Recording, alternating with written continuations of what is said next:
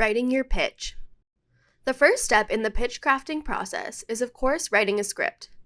Cramming a highlight reel of your life into 30 to 60 seconds, or approximately 160 to 190 words, can seem like a daunting process.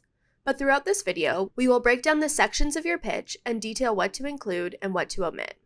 We'll begin by opening a notebook or a document on our chosen word processor and creating a mind map. A mind map is a useful tool for the first step in this process. It puts everything in front of you, all in one place. Start with you, and write down everything that you think is unique or impressive about who you are and the things that you've done. This could be your mission statement, your degree or job title, prominent projects you've worked on, or things you're passionate about. The list is endless, and it's always better to have too much content to work with than not enough.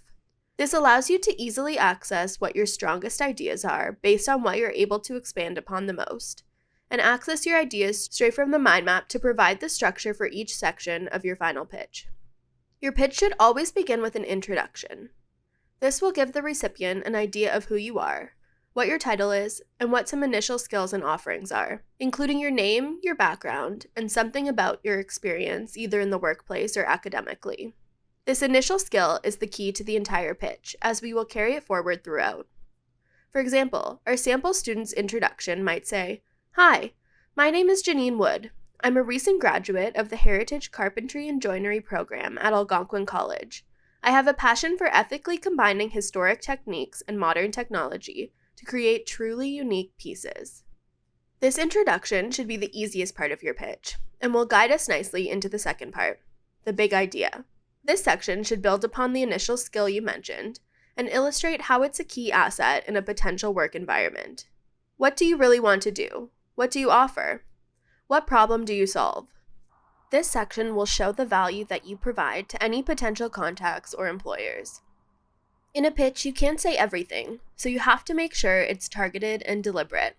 For example, throughout all my education and practical experience, I've gained a deep respect and appreciation for the precision required for many traditional carpentry and joinery techniques.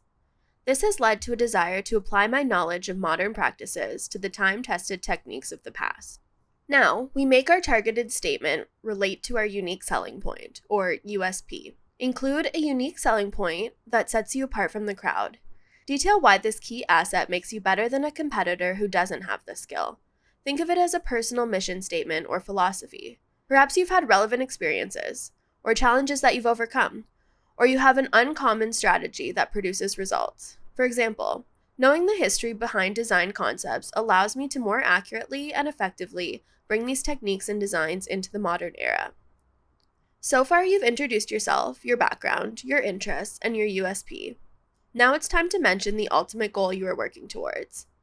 Include how your skill will help drive your future in your chosen field, and how you can apply this knowledge to better any organization you are a part of.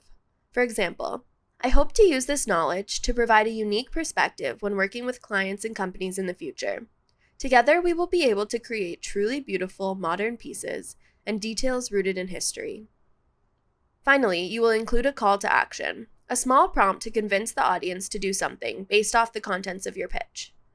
This could be something like encouraging them to contact your email, add you on LinkedIn, or visit your portfolio. It needs to elegantly wrap everything up and ideally relate back to the points you mentioned throughout the pitch.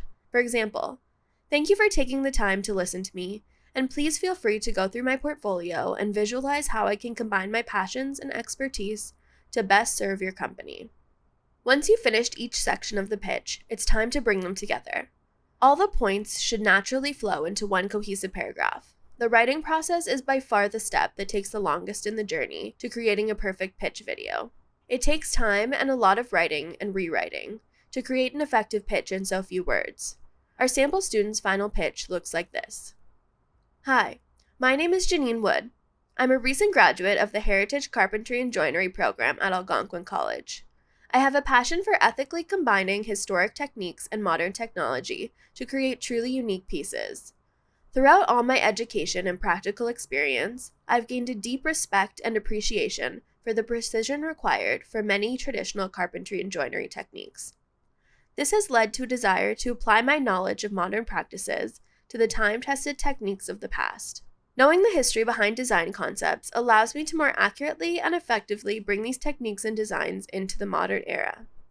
I hope to use this knowledge to provide a unique perspective when working with clients and companies in the future.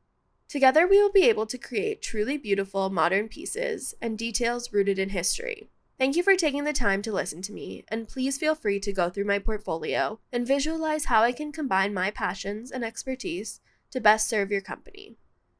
Now that you've crafted your perfect pitch, it's time to practice, practice, practice.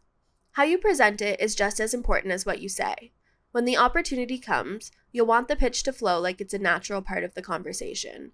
Without rehearsal, it's likely that you'll talk too fast, sound unnatural, or forget key elements of your pitch. You'll find that the more you practice, the more natural your pitch will become.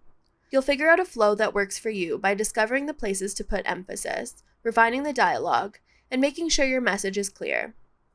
Make sure that you're also aware of your body language as you practice your pitch. Your body language conveys just as much information to the listener as your words do. Practice in front of a mirror until your pitch feels second nature. As you get used to delivering your pitch, it's fine to vary it a little, since the idea is to sound like a natural flowing conversation. You don't want it to sound too rigid or pre-prepared, even though it is. In the next video, we will learn how to take your perfectly practiced pitch from in front of the mirror to in front of the camera.